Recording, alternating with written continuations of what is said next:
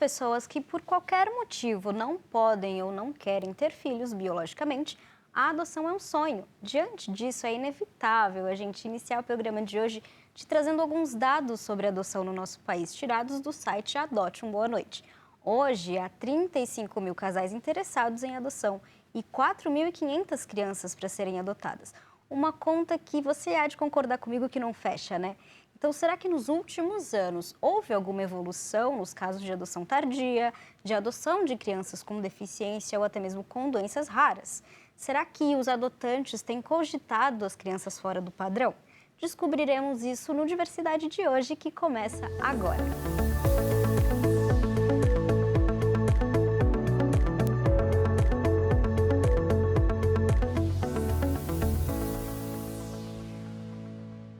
Olá, sejam todos bem-vindos ao Diversidade, que está começando agora no canal digital 8.3 da TV Aberta e também no online em youtube.com/Câmara São Paulo.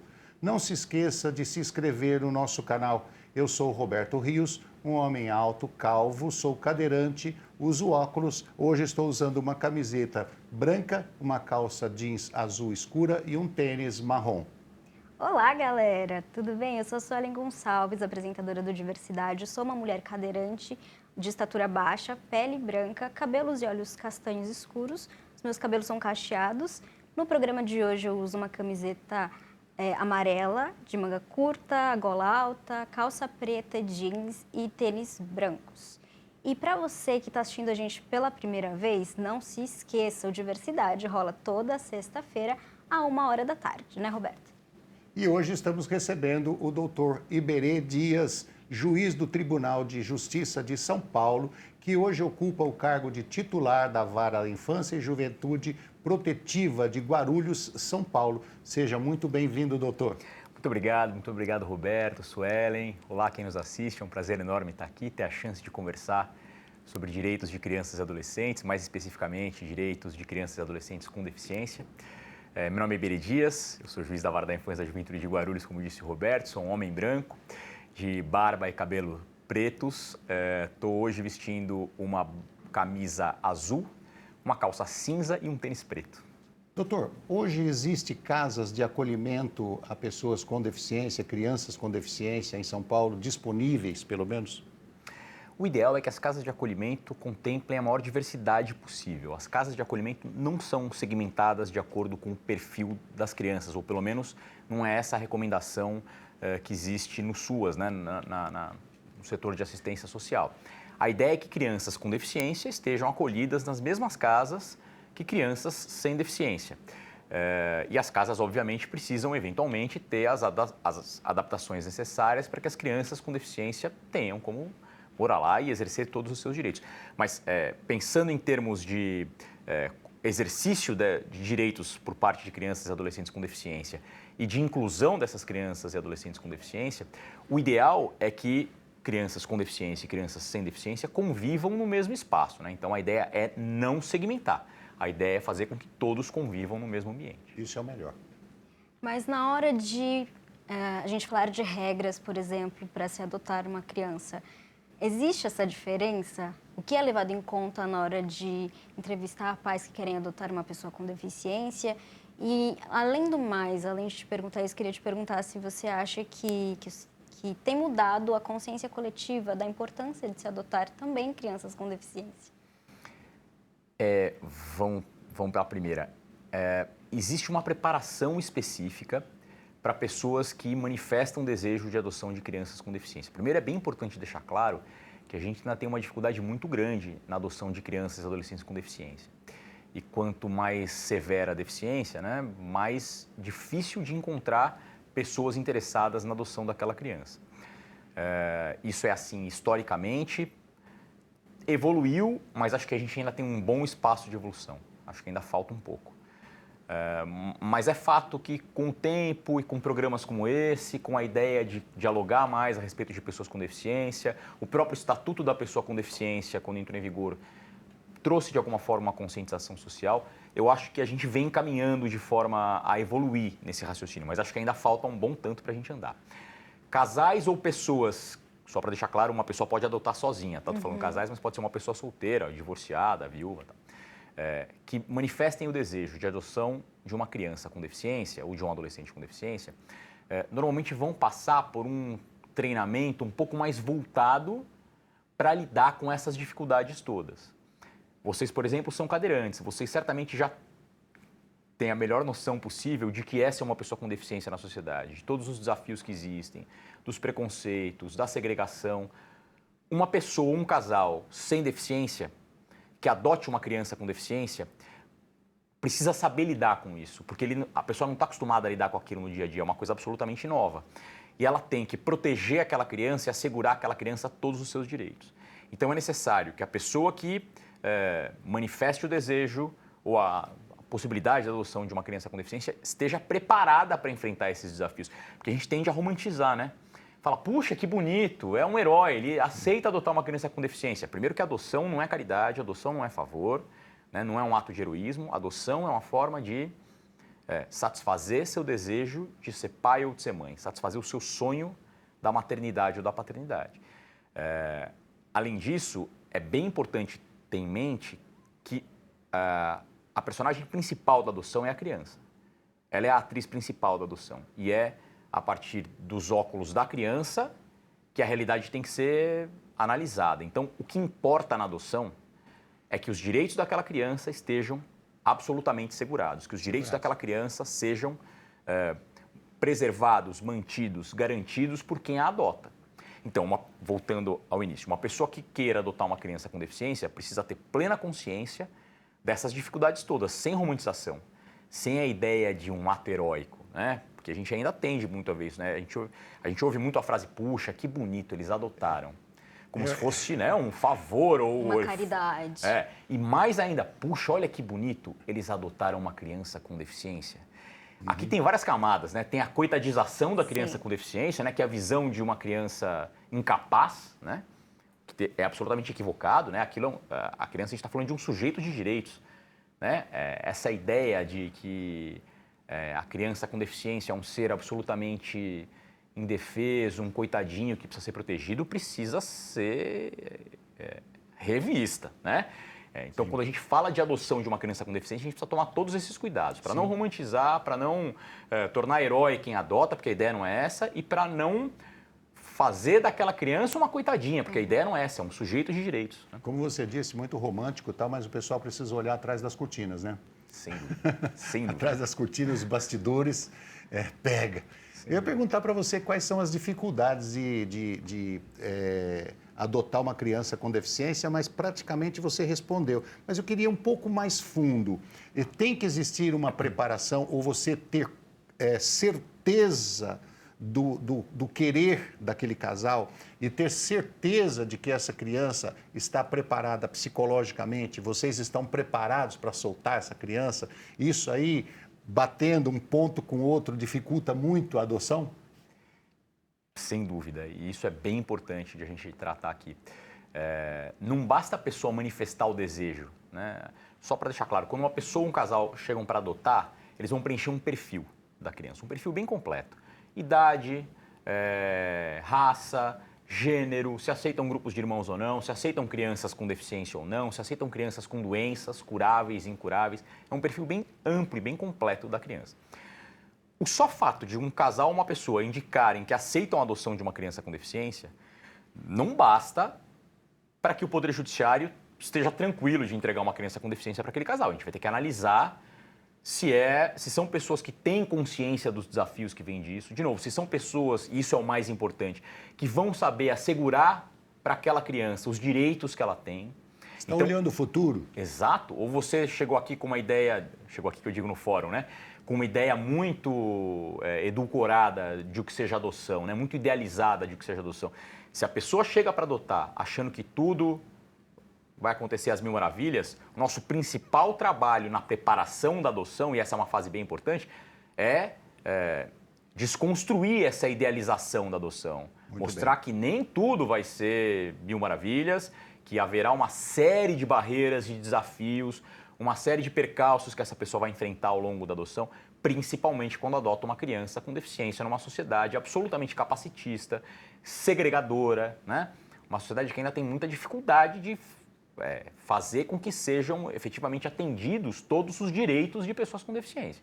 Okay. De alguma forma, vale a mesma coisa quando a gente fala da questão racial. Né? Numa sociedade estruturalmente racista como a nossa, profundamente racista como a nossa, uma adoção interracial, um casal branco, por exemplo, que adote uma criança negra, precisa estar consciente de todos os muitos desafios que haverá por conta dessa questão da interracialidade. No caso da criança com deficiência, embora a gente esteja tratando de coisas diferentes, vale a mesma concepção. Aquela pessoa, como eu disse, se é uma pessoa que não tem a deficiência, ela não tem. Ela pode imaginar, mas ela não tem a precisa noção de todas as dificuldades que uma pessoa com deficiência tem na sociedade. E de tudo que vai ser necessário fazer para que aquela criança que ela está adotando tenha todos os seus direitos assegurados. Então, essa parte é bem importante. Okay. E a fase de preparação da criança também é muito importante. Porque a gente acha que a criança está sempre pedindo, pelo amor de Deus, para ter uma família. Vai aceitar qualquer um. Vai aceitar qualquer coisa. E falar, não, nossa, para mim qualquer família... E não é assim, não. E nem pode ser assim. A ideia sempre é a gente encontrar a melhor família possível para aquela criança. Dentre as 30 e tantas mil famílias que vocês mencionaram no começo do programa que querem adotar uma criança, a gente precisa entender, observando a ordem cronológica, qual é a pessoa que se enquadre melhor para assegurar para aquela criança, com as especificidades daquela criança, todos os seus direitos. Okay. E a criança também precisa ser preparada para ser inserida numa família substituta. A criança também está vivendo um luto. A gente está falando de uma criança que acabou de ser separada da sua família biológica de origem. Ela acabou de passar pelo maior trauma da vida dela, que é ver rompidos os seus laços com mãe e pai. Então ela precisa se recuperar desse luto. Existe um tempo próprio para adoção. Não basta chegar lá e falar, eu quero escolher essa que não é assim que funciona. A criança também precisa de um momento de preparação para que a adoção seja frutífera, para que o vínculo de afeto que se forme entre a criança e quem esteja adotando seja um vínculo saudável para a criança. Perfeito. Vamos para o intervalo? A gente vai precisar partir para o intervalo agora, doutora. Eu sei que tem muita coisa aí que a gente precisa esclarecer com a ajuda do senhor, mas a gente vai dar uma pausa, enquanto isso o senhor toma uma aguinha, ok? Maravilha. Agora a gente vai para o intervalo, você pode inclusive aproveitar para adicionar a playlist do programa Diversidade aos seus favoritos do YouTube, o que você acha? Assim, você não perde nenhuma edição do nosso programa e pode assistir quando você quiser, quando eles já estiverem fora do ar por aqui. Enquanto você faz isso, a gente volta já do intervalo.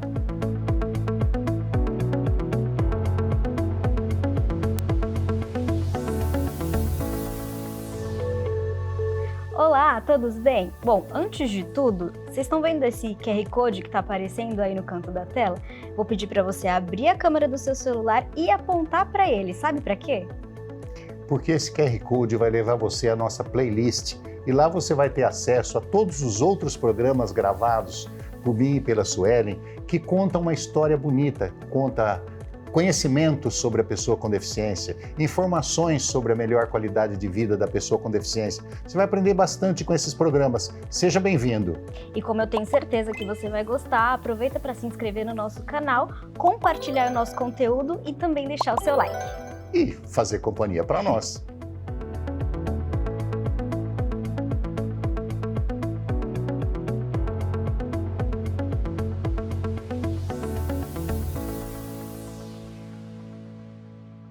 De volta ao estúdio, a gente continua esclarecendo mitos e sanando dúvidas sobre adotar pessoas com deficiência. Para isso, contamos com a ajuda do Dr.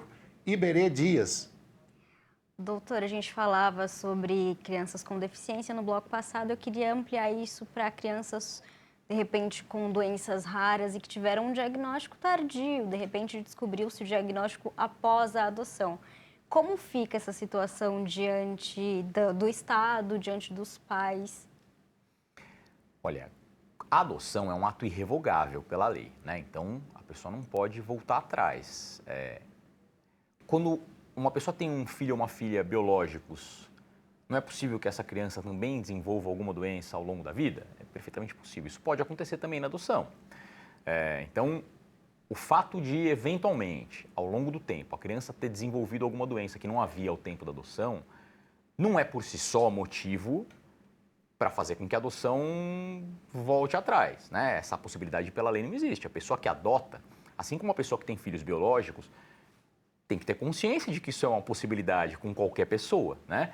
Então, só o fato de haver uma doença, o surgimento de alguma situação, né, de uma questão de saúde tardia, não é motivo para desfazer a adoção. A pessoa vai ter que saber lidar com aquela situação, assim como mães e pais que são mães e pais pela via biológica, né?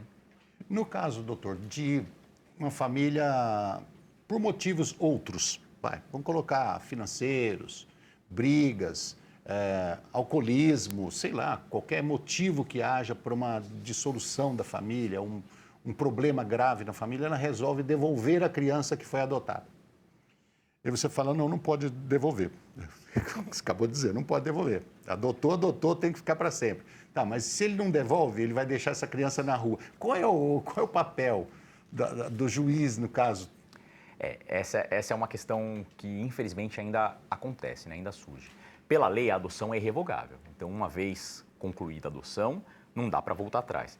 Mas, realmente, pode acontecer de aquela família se desestruturar e deixar de ser uma família protetora para aquela criança. Assim como já foi a família biológica daquela criança, né? Se ela foi adotada, é porque a família biológica dela não recebeu as ferramentas necessárias para providenciar a ela os cuidados de que ela precisava. Isso pode eventualmente acontecer também com a família adotante. Se isso acontece com a família adotante, embora a adoção seja irrevogável, o que vai ser necessário vai ser, de novo, adotar a providência de destituição do poder familiar. Assim como aconteceu com a família biológica da criança, a gente vai ter que romper os vínculos jurídicos que se formaram entre a criança e quem a adota. E aí, a depender da situação, pode haver consequências para os adotantes, né? Então, dependendo do motivo que tenha levado a essa destituição, pode acontecer de os adotantes terem, por exemplo, que pagar alimentos para aquela criança. Pode acontecer de os adotantes terem que pagar indenização para aquela criança. Vai depender muito da situação e da condição.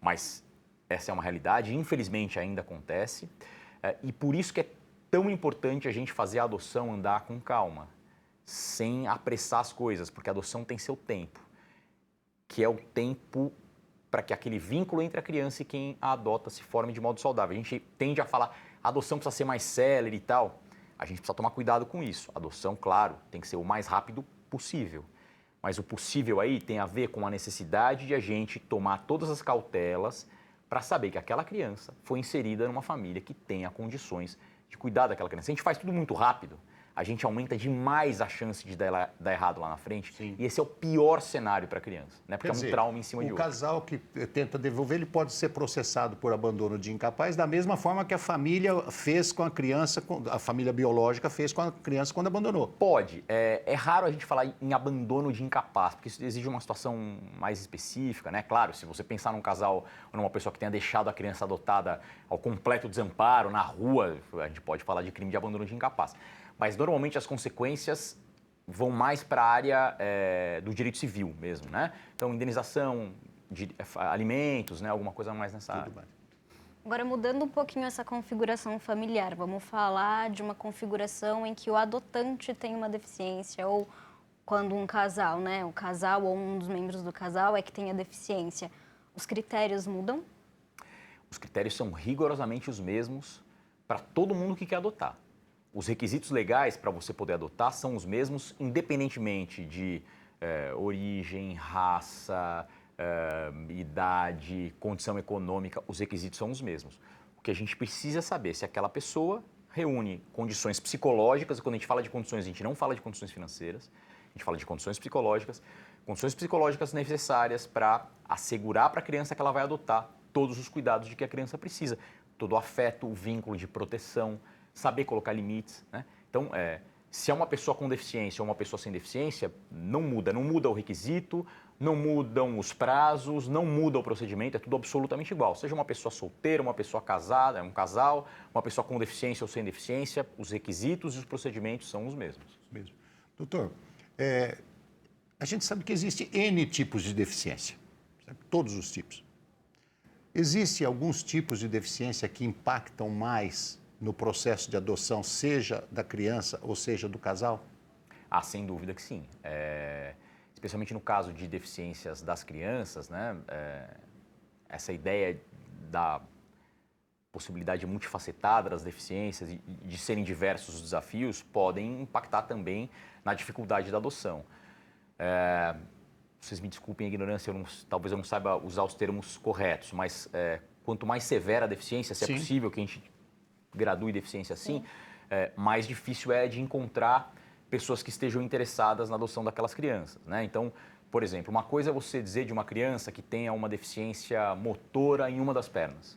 Outra coisa é você dizer de uma criança com hidrocefalia, né? São desafios distintos, necessidades distintas, então já é difícil encontrar quem queira adotar uma criança com deficiência, qualquer que seja a deficiência.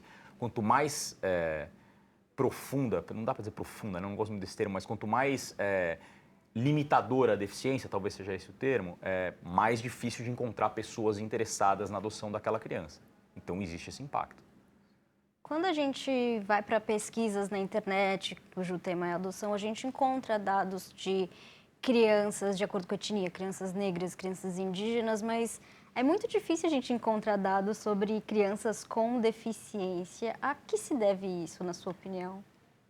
Eu acho que faz parte de um pouco daquilo que a gente falou no primeiro bloco, de a gente ainda não ter o olhar suficientemente atento para a questão das pessoas com deficiência, né?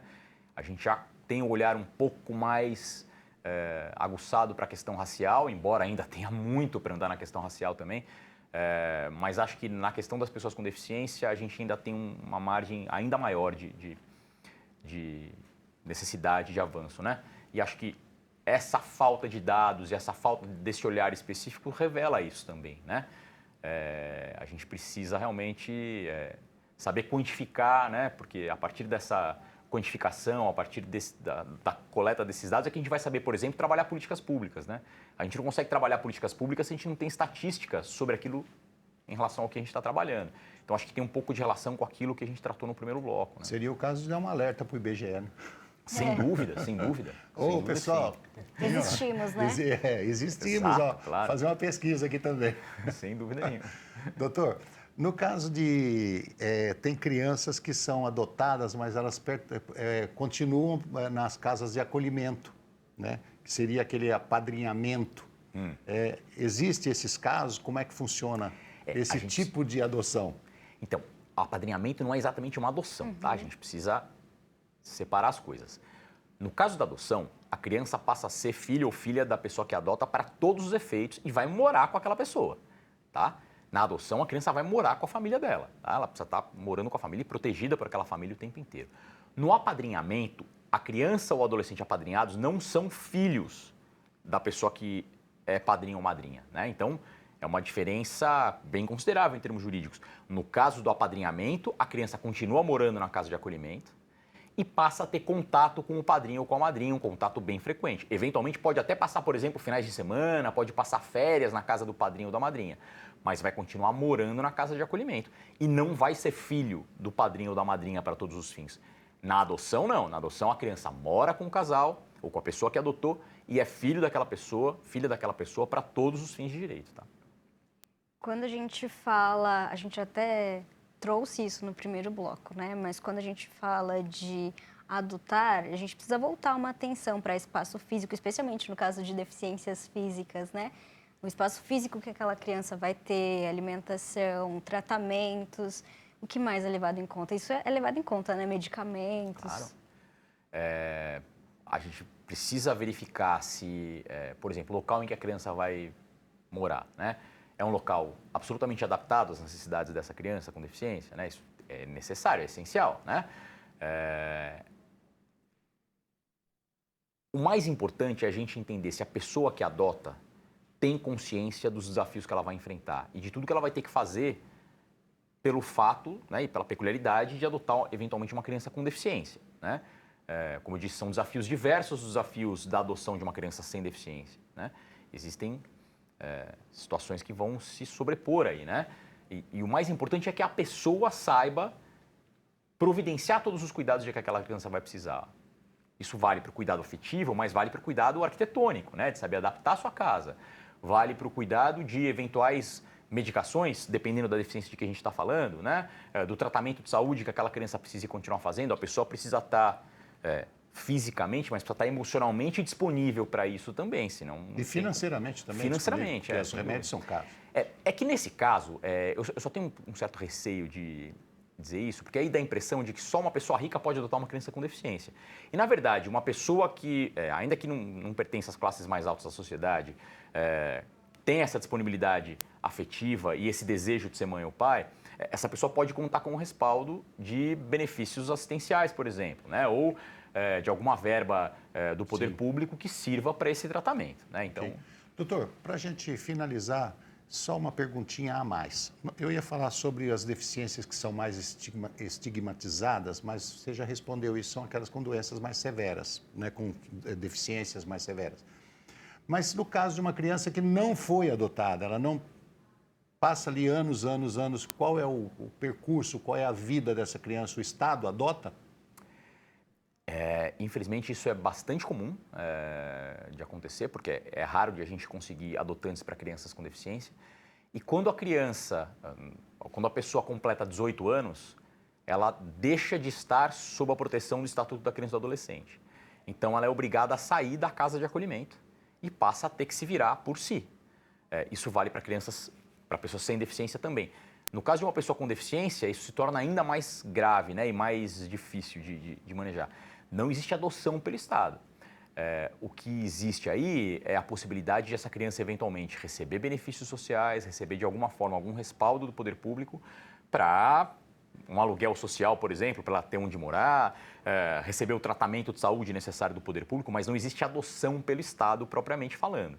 Então, essa criança vai ter que, essa pessoa agora, né, adulta, já com 18 anos, vai ter que passar a se virar sozinha. Esse é um dos grandes problemas que a gente tem no sistema de proteção de crianças e no adolescentes. caso de deficiências severas, como a gente falou. Né? Sem dúvida. Existe algum tipo de suporte psicológico aos possíveis adotantes, principalmente nesses casos de interesse em adotar uma criança, um jovem com deficiência? Sim. As pessoas que se candidatam à adoção recebem esse apoio psicossocial durante todo o período da adoção, né?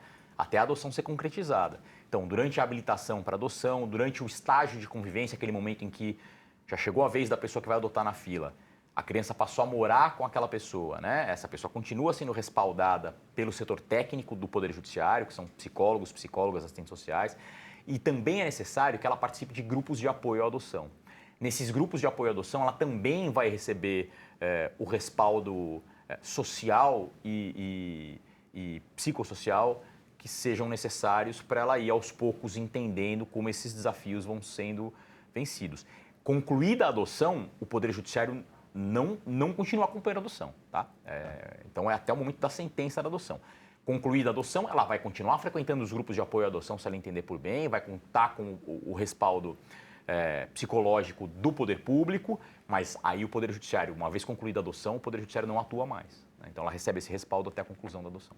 Doutor Iberê, nós te agradecemos bastante pela sua presença e agradeço bastante pelo seu trabalho, que é tão importante para fazer com que a sociedade fique melhor, mais justa, né? Agradecemos bastante pelo seu trabalho. Eu que agradeço, Roberto, Suelen, muito obrigado a quem nos assistiu. É um prazer estar aqui e poder tratar das questões que envolvam direitos de crianças e adolescentes. Obrigado. Obrigada, doutor. Encerramos mais um programa Diversidade, que foi muito esclarecedor e com a missão de fazer com que cada vez mais pessoas com deficiência saiam das filas de adoção para um lar saudável e preparado para recebê-los. Aí na sua casa você pode, inclusive, continuar nos acompanhando pelas redes sociais. Lá no Instagram, nosso endereço é @Câmara São Paulo. Rede Câmara São Paulo, sua conexão com a política da cidade.